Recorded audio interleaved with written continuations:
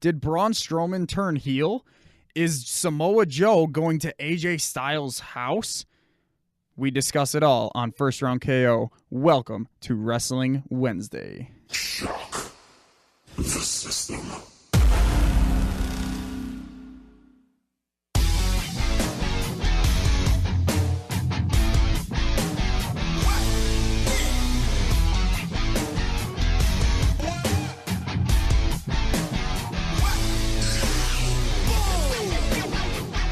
Welcome to the most must-hear WSUW sports podcast in history. Welcome to First Round KO. I am your host, KO, a.k.a. Howard J. Dingers, and I'm joined, as always, by Mr. Connor J.D. Moore. Hey, by the time this episode comes out, guys, I'm probably already in Whitewater, so yippee.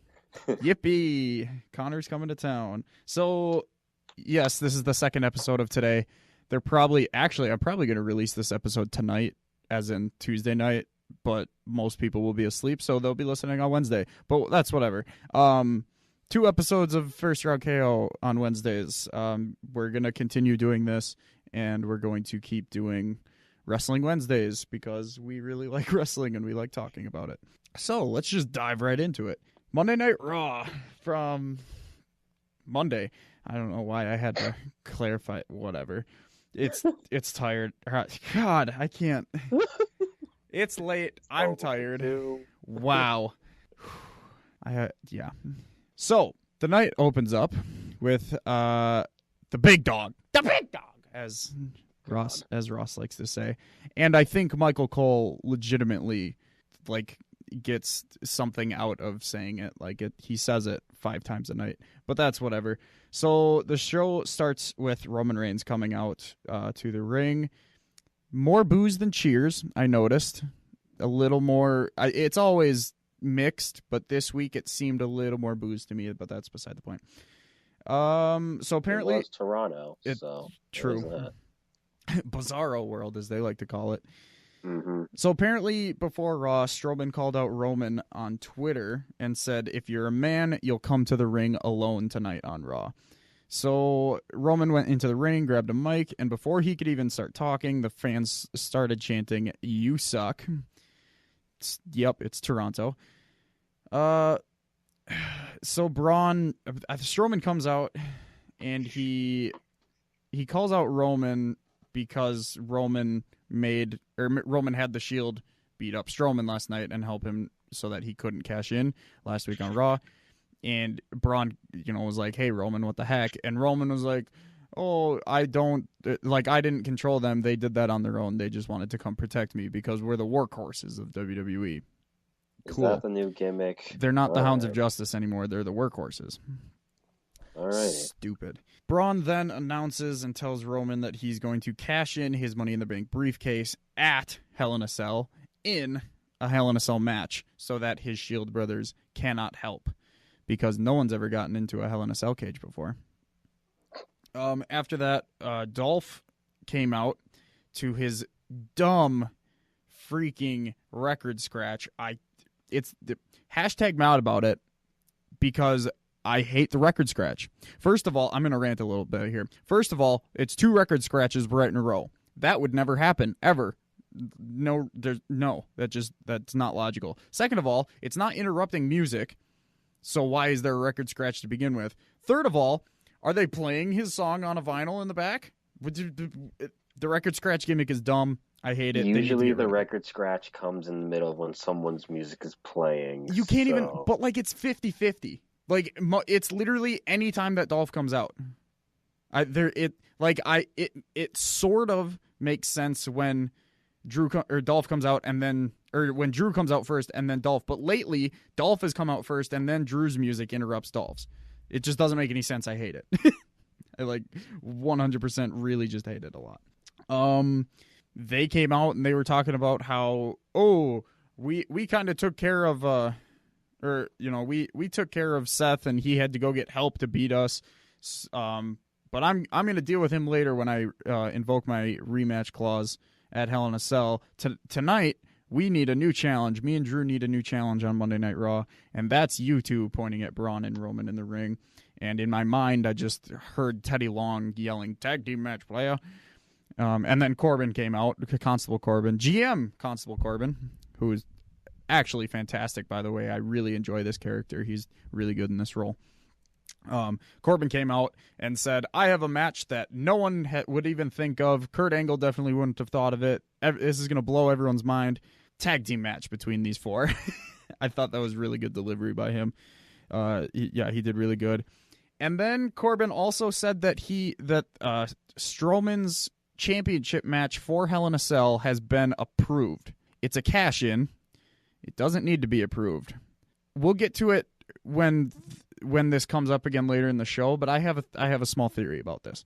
But we'll get back to that. So then, cool, those four guys leave. Corbin then keeps walking from the stage to the ring, and he then announces himself versus Finn Balor, the Human, not the Demon, and that match is right now. So, before we get into the match, this opening segment was good, but Roman, before he won the title, said that he was going to defend the title every week on Raw, and this is the second week that he has had it, and he's not defending it. And now it doesn't make too much sense for him to defend it the next couple weeks because he's going to be defending it at Hell in a Cell against Strowman. So, I don't know. I would have liked to see just an open challenge just every week, even though Seth, they kind of told that story with Seth later on, but Roman's whole character was that he was going to be defending it on Raw. It's only the second week that he's had it, and he's not defending it. So that's just a little gripe I had. But otherwise, what did you think about the opening segment, Connor? Your standard beginning of Monday Night Raw promo featuring the Universal Championship actually on display. What's your opinion on the way that Roman holds the title? Weird. Where he throws it over. Where he throws it over his shoulder, and the majority of it is on his back. And he's done that with like the other titles. I know, but I don't like it. I don't know. It looks like he doesn't care about it, and also obviously this probably isn't what they're going for, but he's literally putting himself before the title. I don't know. It's a weird. I don't like it. I'd rather just over the shoulder or wear it like a belt. Whatever. You're fishing. You are really fishing. I'm not alone on this thought. I've seen this opinion on Twitter a lot. All of you are fishing. You are really fishing here. Whatever.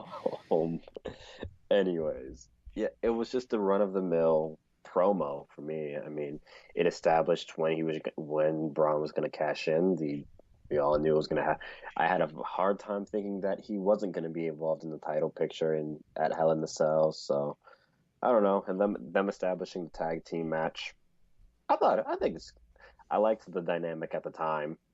You know, obviously when later in the show happened, but when it was announced, I thought it was cool. But I don't know. Like I said, just your run of the mill start of the show promo featuring two of the top heavy hitters and Dolph Ziggler. And a very, very, very good Dolph Ziggler and a hopeful future Universal Champion in Drew McIntyre. Yeah. Oh, right. That means me. Got it. Yeah. Right. All right. Okay. Finn Balor, the human being, the extraordinary man who does extraordinary things versus Baron Corbin. Raw General Manager Baron Corbin announced that while he had plenty of time to prepare for the night's match, his opponent just found out about it, blah, blah, blah. Playing up to the lack of preparation storyline, Corbin steamrolled Balor early, seizing control of the match by using his strength advantage. The Irishman turned the tide with the sling blade, heading into the break.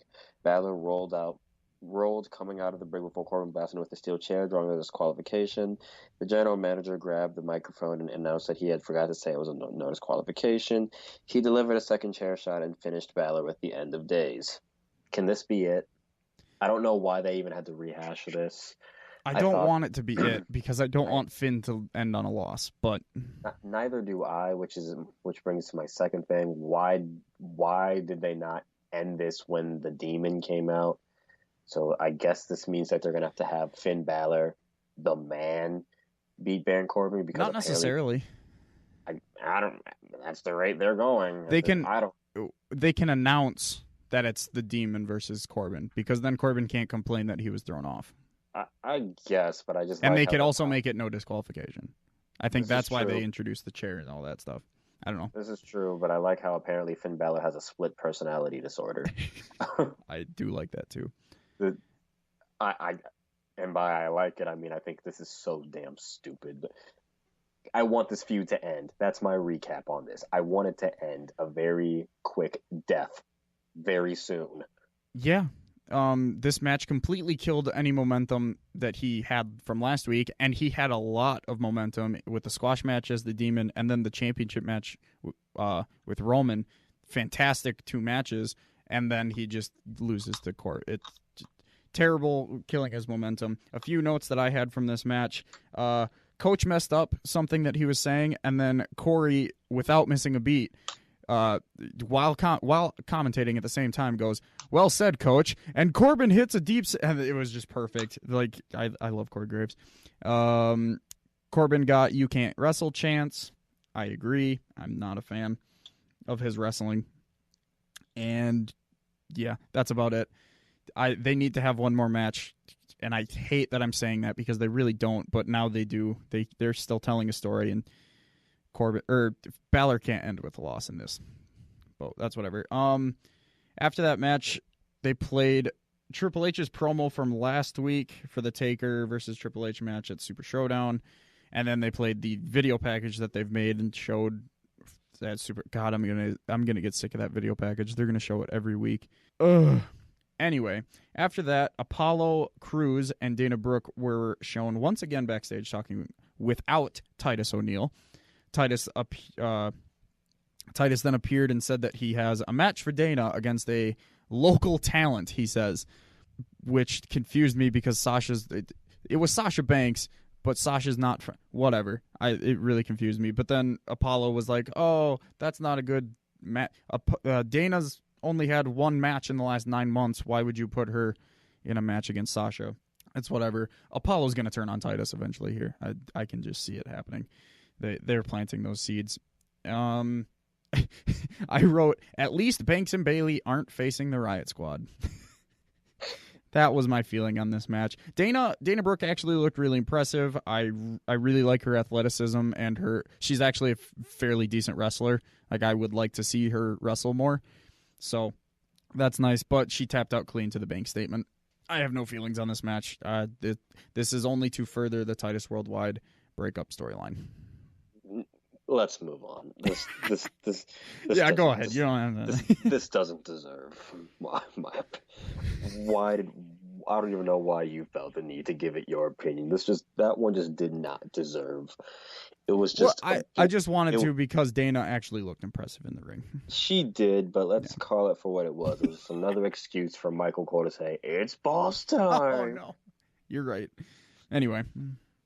God, I hated this Monday Night Raw. Anyways, Toronto erupted as Seth Rollins hit the ring with the Intercontinental Championship strapped around his waist, touting the Shield as the workhorse of where they are really selling this. Oh yeah, they are. I miss the Hounds of Justice already. He issued an open challenge for the night show. Kevin Owens answered to a thunderous ovation. The prize fighter lamented his heartbreaks and terrible summer before promising to end his season with the IC title. KO answered the positive crowd reaction with the insistence that Montreal would be a much better place to win the gold, but vowed to take the title anyway. Owens took the fight to Rollins right off the bat, eager to reverse his fortune. Okay, this one goes on for a long while, so I'm just going to get right to the end. Yeah. Frustrated, KO unloaded on his opponent with a series of right hands. The fight continued to the top rope, where Owens teased a superplex. Rollins countered with a sunset backflip powerbomb that he turned to a buckle bomb. Rebounding, Owens blasted him with a super kick. Only scored him a 2 count. Owens tried for the moonsault from the top rope, but Rollins dodged it and delivered the stomp for the pinfall victory. Is there any match that Rollins partakes in that isn't gold in this calendar year? I mean, talk about superstar of the year. Yes. I could probably think of 1 or 2 within this Dolph series, but I knew you were going to go there, but still good. They're still good, at least compared to other people's too. But in general, yes, no, I agree. Find me another wrestler who is having as good of a year as he is. But yeah, this match was fantastic. Like, I can't, wow. Mm-hmm. The couple notes that I had, really great match was one of them. The stunner from Kevin Owens. Fantastic. And then after that, it says, really great match. Holy stunner. Wow, what a match. The buckle bomb into super kick near fall was fantastic. And the ending moonsault, missed moonsault by Kevin Owens, which looked amazing. And then a curb stomp for the 1, 2, 3. Fantastic match. Like, so many great near falls. I actually bought into Kevin winning the title, even though I knew he wasn't going to. But, like, I still bought into the near falls. Fantastic. Also, really quick, before that match happened, before the commercial break, Seth and Dean were standing backstage. Seth said something to Dean, and Seth walked away, like, because he was going to make his entrance.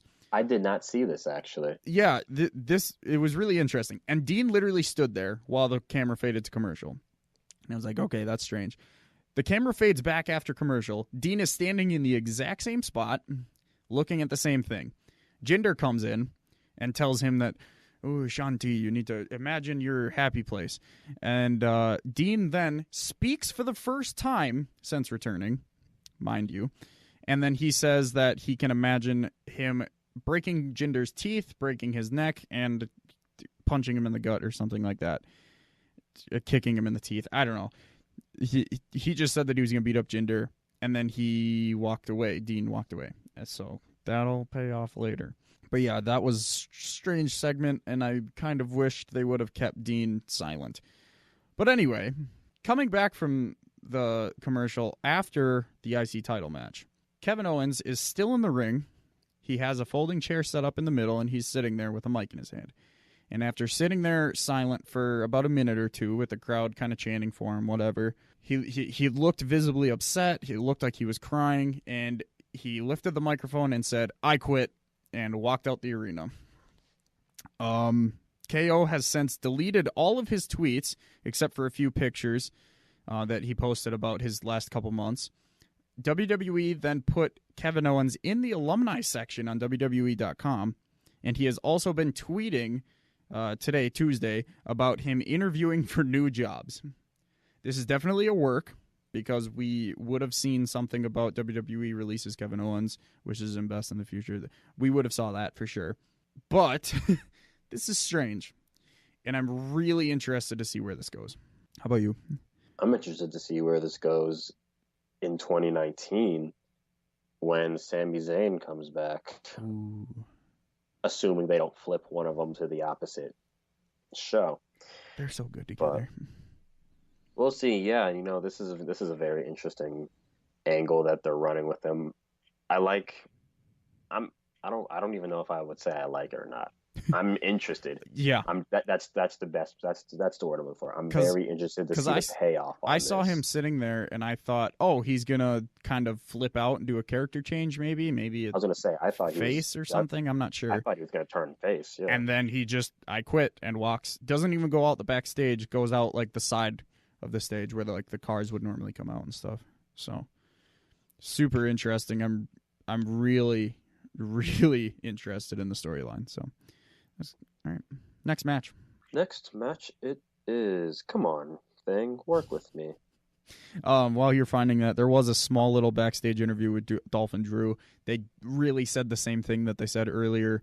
We're gonna make our move to the top, and then they said they were gonna win their match later tonight. That's about it. As they've said in every promo they've ever cut since they teamed up on the main roster. I do like their message, but it's getting a little stale at this point. They need to do a little more. Same. The Raw Tag Team Championships were not at stake as a Revival battled the B Team, looking to avenge what they believe to be a humiliating loss at SummerSlam, because it was. Scott Dawson and Dash Wilder started hot, taking the fight to Curtis Axel and Bo Dallas. The underdog champions thwarted the early assault, though, and seized control heading into the break. The champions fought their way back into the match, but Dawson and Wilder ultimately delivered Shatter Machine for the win. After the match, the victors sold the significance of the tag titles and promised they could take the titles whenever they pleased. I've said it before, and I will say it again. I know who the real tag team champions are. They are also involved in this feud. Ooh. Their name is not the B Team. Okay, I think the Revival are. That's what I said. Did you say they're not in this feud? I said they are in this feud. I thought you said they are. Yeah. I said they are in this feud, and they are not the B Team. I'm not. So I So can't I'm going to patiently sit here and wait for the Revival to get the belts. legitimately when they left the ring to grab the title belts to hold them up over the B team. It literally felt to me like they had just won the titles because like they just look right holding championships as compared to the B team. Like they just look like champions. It just looked right. Few notes that I had. B team were actually kind of over during or before the match, and that scares me a little bit. It's Toronto. That's True. Yeah, they won clean with the Shatter Machine, which is a fantastic finishing move. Love it. And then they hit the Shatter Machine on Bo. Yeah, the Revival are really good. The B team are a joke, and the joke is over. So let's hopefully they get a tag team title match next week. Which why was this not a tag title match? I don't know, but they get a title match next week. I really hope they just switch the titles over because then they can do the rematch at Hell in a Cell, get that over with, and then the Revival can move on and the B team can move on. Next, we had, ladies and gentlemen, Elias. Hello, I am Elias. Elias is great. He played his guitar for an extended period of time this time. It felt like a couple minutes, and it's fantastic. He's a really good guitar player, honestly. His usual WWE stands for Walk with Elias.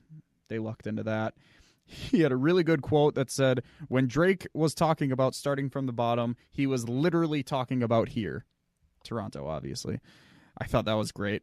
And obviously someone who's going to interrupt Elias, and who other than Trish Stratus interrupted. I yelped. I marked out. I'm not going to lie. Like, I legitimately sat up in my chair, and I was like, oh. I did too. I yelped very loud. Yeah, and then she came out, and she defended Toronto, and then she turned around, faced the hard cam, and cut a promo basically on the Evolution thing, and you could tell it was scripted. It was bad. I hate it. But then she went back to do some back and forth with Elias, and Elias said, he said, "No, I'm really looking forward to your match with Alexa. So is it like gonna be like a swimsuit model pillow fight type of thing, right? Because I'm really looking forward to that." And wow, I can't believe he said that. That was wow.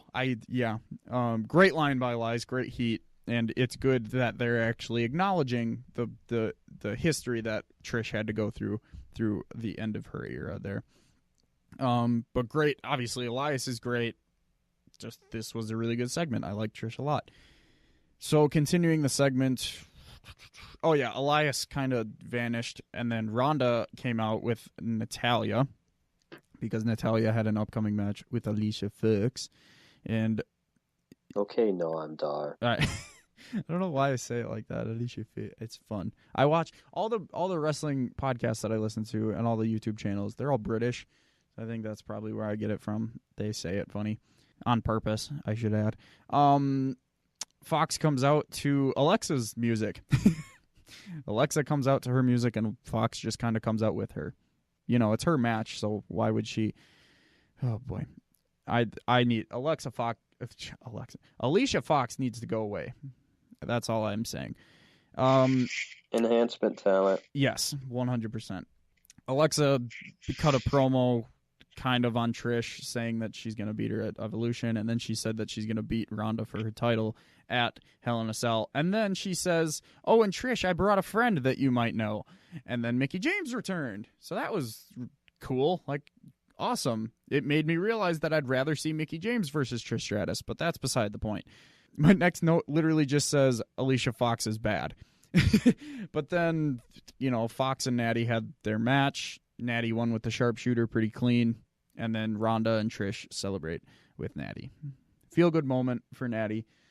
I think they're definitely going to put her heel turn on a very long hiatus. Probably until, honestly, if you want my prediction, until next year's SummerSlam in Toronto. That could be fun. What did you think about this whole thing? Did anyone really think Natalya, after all the personal, all the personal troubles that has just happened within the last few weeks, again, God bless the Anvil's soul, but did anyone really think Natalya was going to lose this one in her native country of Canada to Alicia Fox? Didn't Sasha drop the title in Boston?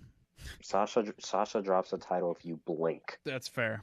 That's fair. I feel like most people lose in their hometown, but this had to be an exception. I was going to say this had Yeah. to have been an exception. It should have been an exception, and it was an exception. So Thank God. I'm very happy for Natalya. You could see that emotionally, it's still hitting her, and that win I think was probably one of the most meaningful.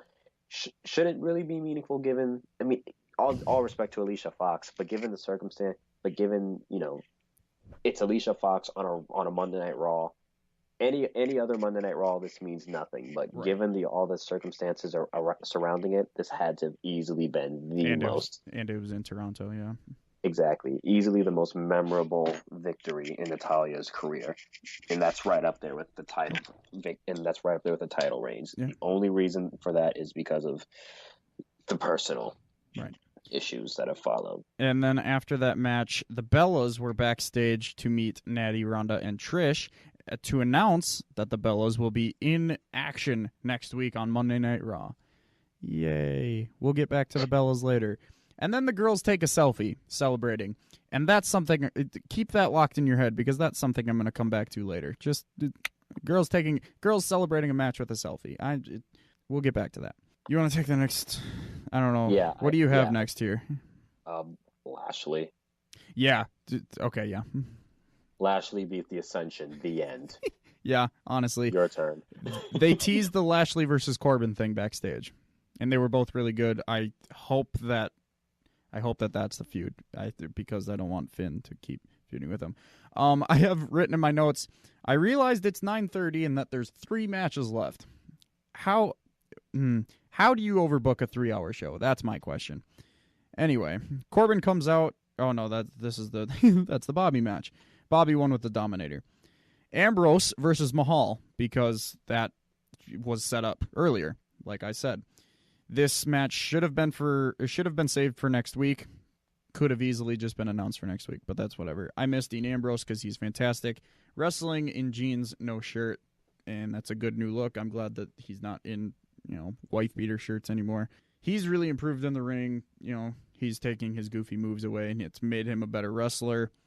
This match was very back and forth. Like, Dean started off hot, but then Jinder got the upper hand and beat him up for like 2 minutes. And then Jinder went for the Colossus. Dean reversed that into the Dirty Deeds for a 1-2-3. Weird match. Not much to talk about. I'm glad Ambrose is getting a win. And finally, as far as my reaction to the Ambrose thing, yeah. Jinder Mahal, how the mighty have fallen is my whole thing. From WWE champion to 3 steps above a jobber. Anyways, Roman Reigns opted to start the night's final bout, in which it was Roman Reigns and Braun Strowman versus Dolph Ziggler and Drew McIntyre, in case you all forgot. No, in which he teamed with Braun Strowman, and it quickly came back to bite him. Came back to bite him. Big dog. I see what you did there. No, he's a horse now. That's right. The big horse. You're right. I hate that gimmick already. Doesn't have the same ring to it. Oh well. I hate this gimmick already. Beaten down and isolated from Strowman, the Universal Champion. From Strowman. I think it meant McIntyre. It's isolated from Strowman. Never mind. Can't make the tag. Right. It was right. Never mind. The Universal Champion was punished and pummeled by the competition. When he finally made the tag, Strowman stood stoically watching from ringside as Ziggler and the Monster beat him down. Ziggler and McIntyre beat him down.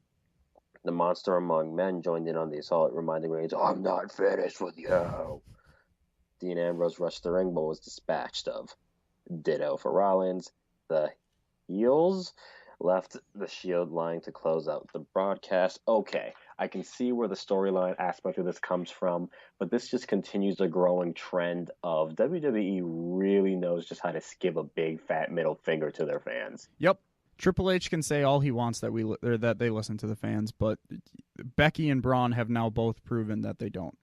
Triple H might. Vince doesn't. No, Triple H literally in an interview, quite recently, I might add, said, WWE does listen to the fans. It just takes some time.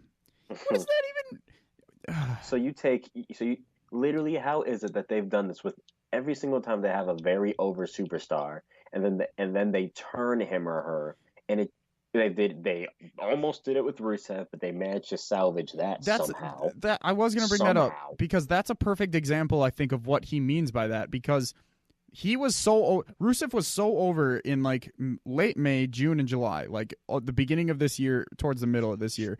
He didn't finally get his title match until what, late July, August, when he wasn't Yeah. as over anymore. Like they do listen to the fans, but it takes 5 months. It's ridiculous. So you turn Strowman and you turn Beck, like literally way to. So is Strowman? You think Strowman's heel now? I don't. Storyline wise, he has to be. Well, that's the thing, because WWE, they have to have a bad guy and a good guy, which is stupid. Honestly, I think that's where Vince and my gripe with Yeah. Vince comes in, because we've seen with Tripps's 205 and NXT, you don't necessarily need to have No. the stereotypical face versus heel. No, absolutely not. And now Strowman's basically going to be Nia Jax, where he's going to be flip-flopping between feuds. That was another example. I completely forgot. Thank you for reminding me about that, by the way. But yeah, I don't know. I mean, storyline, it makes sense. He got ganged up on by the Shield, so even if so he had to align with two people, but they were two heels, and I don't know. Storyline, he's a heel. Crowd reaction wise, the Toronto crowd didn't even know what to react. Like they were like stunned. Yeah, because they don't like Roman, so initially they cheered Strowman and the beat up, like Roman getting beat up. But then Dean comes out, and then it's like, oh yeah, Shield is a thing. So now you like want to cheer Roman and like boo the other guys, but now you're so like thrown off that the crowd just didn't react at all.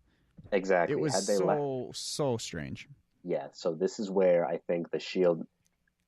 This has to be some setup for a Super Showdown. Yep. Maybe. Yep. I would think, because they're going. I have a funny feeling these three, because they did confirm the Shield will be in action. Right. At Super Showdown. That's probably going to be the 6-man tag. Yep. Yeah, I'm thinking this is the match, but then what are they going to do? They're going to forget that Braun was a. I don't know, man. This is stupid. This is really stupid. If you want my honest to God opinion, I think this is stupid, and they are going to horrendously botch any and all momentum Braun built for himself. Yeah, did they really need to have him as the bad guy here? But they have to have a bad guy, and Roman's not going to do it. Few notes I had on this match. Again, Dolph needs to get rid of the effing record scratch. I've said it once and I'll say it again. Roman is good, not great in the ring. You could see it in this match. 2 minutes into Roman wrestling, they got "We Want Strowman" chants. McIntyre is really good. Dolph is really good. They're really good at building hot tags for Strowman. They have been, and that continues. Really good storytelling throughout the match. I realized when McIntyre got tagged in, and Strowman did too at one point. I think, it was when Strowman finally got tagged in. I realized how much I want Braun versus McIntyre as a singles match. Because I thought that was going to be when they were going to tease it, but no. Because Drew is damn near eye level with Strowman. You right. And it would be such a good match. I want it to happen. So then the DQ happens, blah, blah, blah. Braun heel turn, ?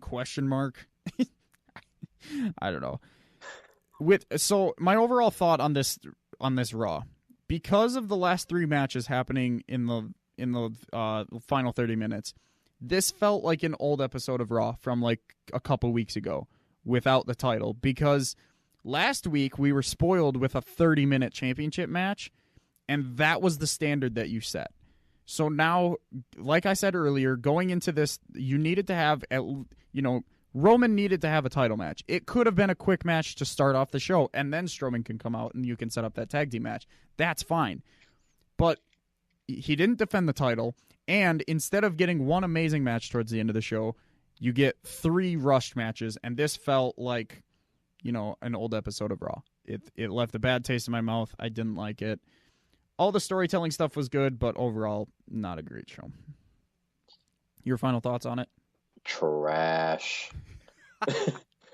uh, honestly, I expected better. You go from a hot crowd in Brooklyn to an even hotter crowd in Toronto. Yep. Again, you set the standard in Brooklyn. I'm like, oh, okay, this Yep. post Brock Lesnar era is about to be nice, and they're about to go into Toronto. It's about to be on and popping, and it was on.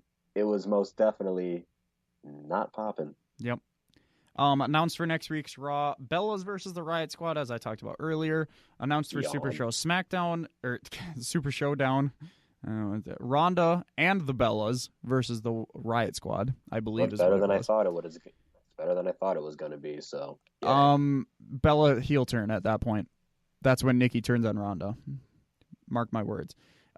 Next week we have the tag team title match. Shawn Michaels will be at Raw next week, and this is not confirmed, but there are reports that The Undertaker will also be at Raw next week. Oh, it's confirmed. He's going to be at Raw, but it's not confirmed whether he's going to be in an on-camera role or right, not. But right. He's going to be backstage. My guess is it will be because it is the last Monday Night Raw before football, so they are going to go guns a-blazing. We'll probably get a Universal title match next week, too.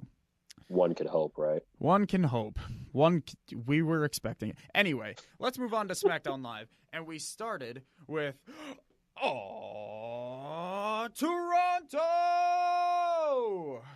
It's my line, but yeah, sure. well, I just wanted to start off because that's what we started the show off with. That's fine.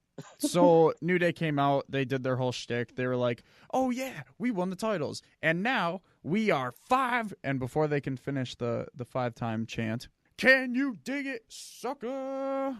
Booker T comes out. With his King Booker at yeah, it was King Booker, not Booker. It was interesting. I kind of like it. Quick before I go into that, I forgot how amazing and great the New Day are as tag champs. They're super entertaining. So King Booker comes to the ring. New Day kneel to Booker. Fantastic. Booker has a royal decree to pass down the 5-time gimmick to the New Day. Yeah. So basically, and then Big E got upset. Whatever. That wasn't important. Booker passed down the 5-time gimmick. You're a 5-time champ now. You're welcome to the club. There was a random trophy in the ring. Was that ever established? I'm not sure what that was. Don't know why it was. No, who cares? It's the New Day. No one.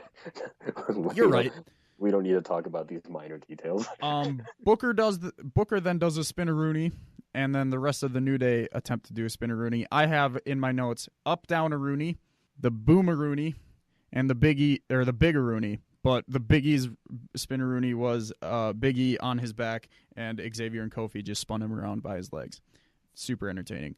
And then New Day will be on commentary for the tag team title tournament, I guess it is. It's 2 triple threats. The winners will face each other. So, and one of those matches is next, but New Day will be on commentary. Good opening to Raw, because it's not like, or to SmackDown. Good opening to SmackDown, because it wasn't just an authority figure coming out or Roman coming out or anything cutting a promo. It was an actual segment. It wasn't just a promo. So, and it's New Day celebrating the title. I thought it was a really good open to SmackDown. Is the running thing now in Toronto is they're just going to bring a random legend? For is real, that the running theme here? They made sense, kind of. This one made sense. Both cases, yeah, the Trish thing, they kind of had to try for that one. This one made sense, but I mean, don't get me wrong. I'm not complaining, and I mean, we've already been.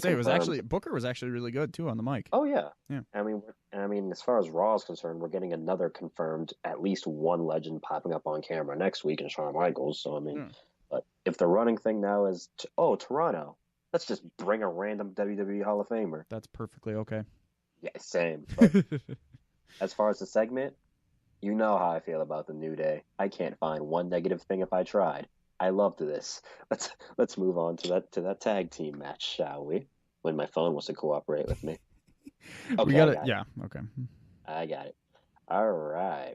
This is a very simple write-up here. Good. The champs then watched the triple threat tag team match that followed at a personal announce table, which pitted the Bar versus the Colognes, who I forgot were even on the roster. That's literally my first note. It says the Colognes are still in WWE. Versus Gallows and Anderson. Gallows and Anderson rolled as a unit before Primo and Epico hit Gallows with a double backstabber and Cesaro stole the pinfall for the win. Paige then told Rusev and Aiden English backstage that they would be fighting the Usos because we all knew they were going to pop up. Yep. And Sanity next week to determine the team that would face the Bar to earn a shot at the New Day. You want to know what my reaction on this one is? What? Incoming Usos versus Bar, volume, whatever volume it is. False. I believe that Rusev Day will win next week. And I believe that Aiden English will cost Rusev against the Bar. And then they will continue that storyline that way. I would be A-okay with that, too. That's my prediction. Overall, this triple threat was the best way to describe it, it was a TV match. It was very bleh. Couple notes I had. I want to know whose job it is to cook the New Day's pancakes. That popped into my head. The New Day commentary. They do get a lot of pancakes. Yeah, you're right. I just want to know whose job. They show up to the arena every night and have to cook just a crap ton of pancakes every night. Best job ever. Right? The New Day commentary thing I like, but they need to figure out a better system because them just kind of popping in and out every minute was, first of all, annoying. Second of all, confusing because you just kind of jump into conversations, and then it made the other commentary awkward. And they need to figure out a better way to do it. New Day is great, but this wasn't done well. Then there was a really good quote. Corey said, "Why do you have a notebook, Saxton? You can't even read." And then made himself laugh so hard that he couldn't get his next line out, which I thought was amazing. And then Tom Phillips joined in and said, "That's the University of Florida education." And then Byron got offended. And then Byron got really offended. I thought this was really funny. Yeah, poor Gallows and Anderson. That's all I have to say. And then the whole Aiden English Rusev stuff. Video package for Becky Lynch's promo from last week, and that'll come up later. Jeff Hardy then comes onto the ring, or comes on the screen before the commercial break. He has RKO painted in his face paint this week, so that was kind of cool. After the commercial break, Jeff comes out to call out Randy Orton. This was okay. Jeff says he is rebroken by fate, which was an awesome line. Randy Orton then comes out. Randy says he wants to make Jeff Hardy retire, and that everyone should know Randy as the 3 most dangerous letters in WWE, R, K, and before he can say, "Oh," Jeff Hardy says, "No," and then he wants to. Jeff wants to fight Randy in Hell in a Cell at Hell in a Cell, so that'll be cool. Quick notes I had. I found out why Jeff Hardy is hitting the Swanton Bomb differently. It's because before, when you take it the little what looks like a safer way, apparently that does more damage to your back doing the Swanton Bomb. The way he does it now makes the other person take more damage, like physically, like actually, like they're taking the brunt of the spot more than Jeff. So that's why he's doing it differently. He was like, you know what, guys, I've been doing this long enough. You guys can take the hit now. So I thought that was interesting. I'm sure they could take it. I'm sure there had to have been something backstage. It was like, okay, right, let's switch this up. And the other guys was like, all right, cool. So yeah, I just thought that was interesting. But yeah, that match later in the show then gets confirmed for Hell in a Cell. Hell in a Cell match between Jeff Hardy and Randy Orton. Anything you want?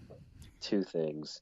One, I'm going to sit here and hopelessly wait for the day that they will never do this, but I'm just going to hopelessly wait for the day where I just randomly watch a Jeff Hardy match and No More Words opens up. But they got to keep the Hardy Boys songs in there somehow, I guess. And number 2, can we just give Jeff Hardy the Brother Nero gimmick already? He's kind of into that. Like, he says delete and everything. He does the chant. Now he's saying he's rebroken. I don't know. He is, but the whole broken by fate thing was his whole gimmick when he was in his last run with the WWE before he left. Oh, really? So that's why, like that was his whole thing. Like, and then the whole rebroken by fate thing. I'm like, oh yeah, callback, excellent job. But interesting. I didn't even know that. I want them to fully embrace the Brother Nero thing. I want there to be like explicit like reference to Brother Nero. And not just fan reference. But probably not. Probably not. You're right. You're forgetting I keep on forgetting who we're talking about. Anyways, moving on. Do you have Oh, okay. So before that, sorry. This happened before the match. Carmella is backstage doing her hair. I guess that's okay because Carmella's a diva. They actually say that she's a diva, not a women's wrestler. Renee asked her if she's jealous of the attention Becky and Charlotte are getting. Carmella says that Evolution is happening because of all the attention that she got when she was champion. So yeah, she basically just, I'm gonna win the title back tonight because I've beaten Charlotte Flair twice. I wanted to bring this up because this also ties into the whole selfie thing and the whole women's thing in general. This is the kind of BS that I'm talking about with the women's division because this kind of stuff would not be booked in the men's. Tell me the last time that a group of men celebrated a match with a selfie. Oh my God, let's take a selfie together. It just makes me mad that they book these kind of things. And then now this whole Carmella thing was booked around worried that she isn't getting enough attention. What? That's it just makes me really mad. They're booking the women like they're children, like they're teenage girls, and it continues to make me very upset. But then R-Truth, as Carmella leaves, R-Truth pops in, and he is still trying to get a match with Carmella. It's great, but then the commentators threw in again that he's still trying to pin Carmella to get a U.S. Championship match. So I really hope that something plays out where R-Truth actually gets a title shot at Nakamura, because I feel like that'd be a fun match. By the way, Nakamura was not on this show. Not at all. They can afford to do that. With I agree. Roster. I agree. But anyway, just wanted to throw that stuff out there. Go ahead with the next match. Yeah, for sure. Before I talk about this women's division match, I would also like to mention someone who hasn't been on the show in a while, except who randomly popped up to separate Becky Lynch and Charlotte last week. Has anyone for the love of God seen Asuka? You know, a time away is going to help her, though. I think they can bring her back and make her a crazy mental fighter, like she should be. Good, because I love Asuka, as I've made crystal clear before. She's fantastic, so... Yeah. Oh, Naomi versus Billie Kay after the Iconics. Love them. That was really good. Thank you. Taunted Naomi once more. Their teamwork proved to be too much for the WrestleMania Women's Battle Royale winner. I didn't even know that, so thank you for putting that in. I forgot she won. Wow. Behind the referee's back, Peyton Royce caught Naomi with a high side kick that allowed Billie Kay to roll her up for the 3 count. Dead. Yeah. I love the Iconics, but this is really weird. It's very filler. Does this mean someone's just gonna randomly pop up and be Naomi's tag partner? Oh my God, is Cameron coming back? Oh, I don't know. Oh no, that would be. Oh no, I that don't know would about not that. Be good. I do have in my notes. I really like the Iconics. Peyton Royce is amazing. She's great. So their promos are really good, and I have to finish up the match. I wrote Peyton interferes and Billie rolls up the glow stick for the win. Ouch. Shit. I don't know. They haven't done Naomi right lately. She's good, but also I wrote that because this match was very sloppy. Both Billie and Naomi have been sloppy in their past couple matches. I've noticed. They really have. Yeah. All right. Moving on. Daniel Bryan and Brie backstage watching their segment being replayed from last week. Why? Slaps head. Here's why. No. I don't know. That was weird. So commercial comes back from commercial. Brie mode. Worst theme song in WWE. Second to Stephanie's. Nope. I would take Stephanie's any day over Brie's. I actually enjoy Stephanie's. Do you enjoy having your ears tortured? But carry on. Brie. No, I can't. Nope. I just can't. I'm gonna read mine because this is just confusing. So the Bellas are wrestling on Raw next week. Yes. But Brie is also, so the Bellas are just immune from the brand split. Apparently, that's I don't know, because they're related to John Cena somehow. I was gonna say they're a pop culture phenomenon in the WWE. It's these little things that they're gonna start doing more and more, and the brand split is gonna slowly die like it did last time. And I'm gonna cry. Bryan then cuts a promo on Miz saying that he is just an actor and a poor one at that. Yeah, I don't know. I have written here, seeing the Bellas do things after watching 3 years of good women's wrestling, you realize how bad the Bellas actually are. That's just my opinion. Andrade Cien almost then comes out and interrupts them. One of the best theme songs in the Great. Just in the main roster, I might add. I have written here because I thought that this was going to be a squash mixed tag match initially. So I literally wrote, well, there goes Andrade's career. But they actually used this pretty well. I can't imagine. Zelina Vega cut a promo saying how good Andrade is, and then Andrade took the mic and said some broken English. And like, I get that that's not his first, but then don't try to cut a promo and like it didn't sound good, honestly. Like, legitimately, I couldn't tell what he was saying. I could only make out certain words. I'm really hoping they don't repeat the same mistakes when Alberto Del Rio first came up, but It looks like that's exactly what they're doing. Yeah, that's why I like him having Zelina, because she can actually talk.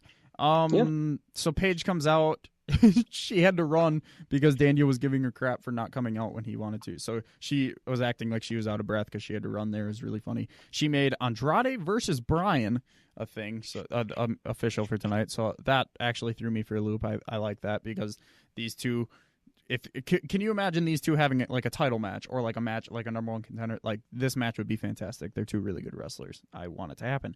Bryan does what everyone should do and kicks Almas during his Tranquilo ropes thing. I don't know why anyone else doesn't do this. Andrade hit Bryan with a chop, and I'm not even kidding, echoed throughout the rest of the arena. I could hear it a second time. It was a crazy loud chop. Daniel then does the it kicks. Yes, I know that they're everything else kicks. I just like Miz more. Andrade hit a knee in the corner and then went for a second knee in the corner, but Daniel jumped out of the way. So Andrade went flying over the ropes and hit his head on the apron on the way down. And it looked terrible. Andrade later on then hit his spinning elbow, which is fantastic. Both of these wrestlers are great. Miz comes out during the match to distract Bryan, but then Daniel hits a suicide dive on Miz, and then Almas does a springboard spinning corkscrew to Daniel from the outside. Really well executed match. And then Daniel countered a moonsault into the yes lock. While the yes lock was applied, Maurice came from behind and attacked Brie outside the ring. And then Miz, while the ref was kind of distracted but wasn't really, Miz attacked Bryan, so Bryan won via DQ. Miz then had Bryan in the yes lock, and Maurice, and so he then made Daniel watch Maurice DDT Brie, and then Miz hit the skull crushing finale on Bryan. I really liked the match; was really good. The ending was really good. It protected both of them because it was just a DQ finish. No one got over really, so it doesn't help anyone, but it doesn't hurt anyone, so it was okay. And then Miz got the upper hand because he cheated. It's perfect. I loved it. I had nothing bad to say about this segment. I'm firmly biased on anything Andrade Cien Almas does. You know how much I love the Miz Bryan feud, and my heart skipped a couple beats when Paige did the whole acting like she ran across. She makes anything look great, but I've loved Paige since day one. But that was just a complete side thing. I was like, oh my god, I love you, Paige. But right. This entire thing was really solid. I really like this. This is why SmackDown was kind of touted as quote unquote the A show in that Fox Sports deal. So yep. This was good. Like I said, thoroughly enjoyed it. Samoa Joe taunts AJ Styles once more. AJ Styles called out Samoa Joe, demanding he stop all the mind games. However, Joe appeared on the Titantron with a different plan. He called up, "Oh, Wendy." I love that so much. That's I saw great. a tweet. Joe's so great. I saw a tweet that was just like, when Wendy's messes up my order and I go back in there. I was like me. It was like me, except Wendy's never screws up my orders. Knock on wood. Joe's fantastic. He called up Wendy Styles and promised to be at her cookout next Tuesday, because we're gonna ignore the fact that people have cookouts on a Tuesday. It's a go back to school cookout, Connor. What? School starts next Tuesday. Whatever. It makes sense. Styles headed backstage to try to find Joe, but found no one. Who has a cookout on too? I mean, come on, guys. I mean, come on. But all in all, I mean, I like how they're really pushing this whole AJ's being pushed to a physical and mental brink thing. Yeah. And I really enjoy it. Yeah, mostly because Samoa Joe is fantastic. Oh, God, yeah. Also, I'm predicting next week they will announce that AJ won't be at the show because he's staying at home. And then they will do a at-home segment where Joe comes and beats up AJ at home. Oh, you mean like Randy Orton and Triple H? Yes, exactly like that. All right. I'm predicting that. I think that's what they set up. Yeah, so time for our main event. Fabulous. Yes. What a great theme song. He's doing this because I hate the fact that I'm starting to think that song is catchy and it's so obnoxious, but and it's why perfect for her character. And yes, now it'll be stuck in everyone's head, especially Connor's. That's why I do it. You're an ass. Anyway. So now we get the championship match, Charlotte defending against Carmella. My first note is I'm not a fan of Carmella in the ring. Just not. Honestly, I'm gonna go to the WrestleZone notes for these because I didn't get to watch most of this match. Were there any big spots really? I feel like this match was very bleh. Carmella did another suicide dive. She had a couple things off the top rope, but okay, that was about it. I was listening to this match. I just couldn't watch it. I was halfway watching, halfway packing, so I honestly couldn't. It didn't sound exciting. The crowd didn't seem too into it, so we'll just skip it. Charlotte won. She hit a natural selection and then put her in the figure eight to win via submission. Becky then comes out immediately after the match and attacks Charlotte, just beats her to a pulp in the middle of the ring. Becky then calls Charlotte the B word. Which was great. Which was fantastic. A great mic drop. And she said that she's going to take the title away from Charlotte at Hell in a Cell because she wants her title match a title match at Hell in a Cell. And the B word was said after that. Yeah, she said, I'm going to take your title from you. You bleep. And it was great. Okay, so we said this last week. Mm-hmm. I don't want Becky to be a heel. And she will continue to be cheered as a heel because honestly, right now, they're booking her as a heel, but she's coming off as just a badass face. So like, I'm okay with it only because of that, but I still hate that she's a heel. This would work so much better with Charlotte as a heel, and then Becky as in a very upset and very angry face. Like they could do that easily, but I think this is still going to work just because Becky is that good. I agree, except I don't like how they made Becky Lynch attack the fans last week to really try to be like, oh hey, in case you guys had any doubt, Becky is a heel. Yeah. So if they continue to book her, okay, putting on my fantasy booking hat here, get ready. So if they continue to book her like they did at the end of SmackDown, right? Where she just comes off as the badass heel who just feels like, her moment was robbed of her. Like the woman Braun Strowman here, basically. They do all this. If they book her like they did, and then have Charlotte still, keep the camera stills on her when she's looking super mad and upset and everything, where Charlotte snaps and gets all heely, and they keep booking Becky. Yeah, heely. That's like the shoes. That's God no. But if they book Becky the way they did at the end of this SmackDown and not have her attack the fans, they could maybe. I think they have like a Stone Cold type of thing on their hands then. Right. They could do like this pseudo heel type thing, even though the fans are never fully going to buy into her being a heel because everyone, including me, I'm sure including you, feels just as equally robbed as Becky does that she didn't get the title. So, yeah. But I like this. I like where this is going. And now that Carmella is finally dispatched of, thank goodness, Now we could finally have somebody to Asuka to knock her head off. Do you want them to feud again? Yes, I guess Asuka Asuka could actually win this time. So I'm gonna say because payback, because James Ellsworth I'd be fine with that. Overall, and Asuka can make Carmella look good. Overall, this was a really good episode of SmackDown, like it is always. I liked all the Samoa Joe stuff. I liked, the tag team stuff to begin with. Most of the matches were okay. The last match, like I said, was iffy.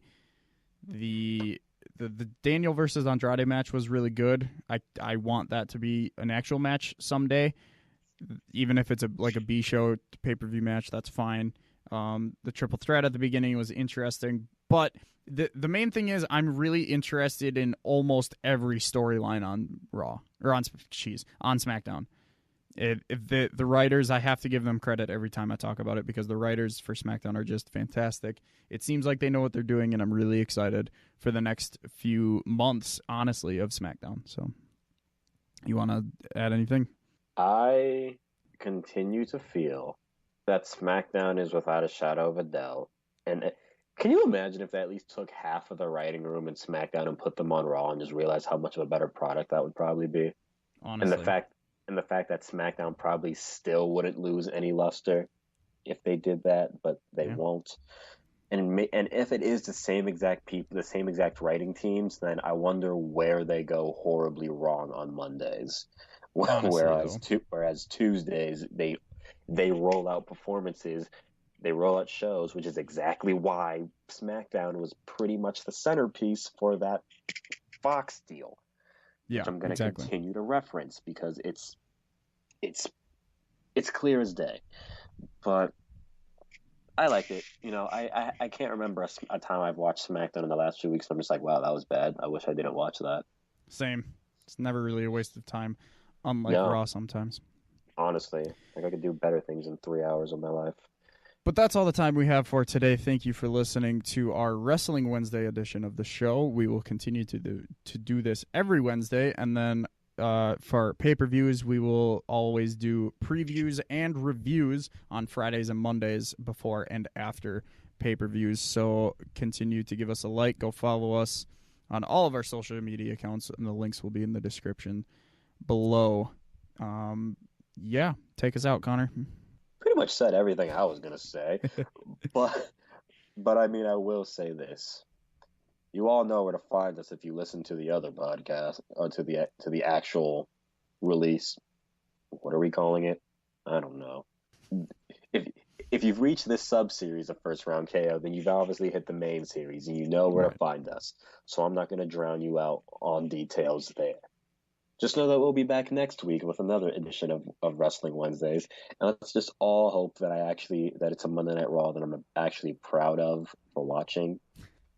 Let's just do that. And I'll also preface this with that our knowledge of next week's SmackDown might not be a whole lot because we'll be at a Cubs Brewers game. Yes. So I'm gonna try to. We might have to record. Yeah, next week's episode of Wrestling Wednesdays might be late because we're not going to be able to record it Tuesday night. So no, we are not. So maybe we'll have to watch Raw or watch SmackDown on Wednesday and then come in and do it on Wednesday. I don't know. Just drop it actually on Wednesday, probably. Right. Just watch the social media account. I'll keep people updated. Till then, hope you guys are ready to listen to us talk about football predictions on the actual podcast show this Friday. See you guys then. Happy Rusev Day.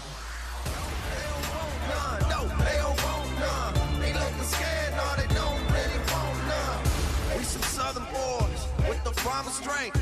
Ain't nobody man enough to feel the pain. And you could be next. You better give respect. Cause ain't nobody breaking this redneck. No, they don't want none. No, they don't want none. They don't want none. No, they don't want none. They don't want none. No, they don't want none. They looking scared. No, they don't really want none. And I'm a Mack truck. Don't get run over. We some country boys work.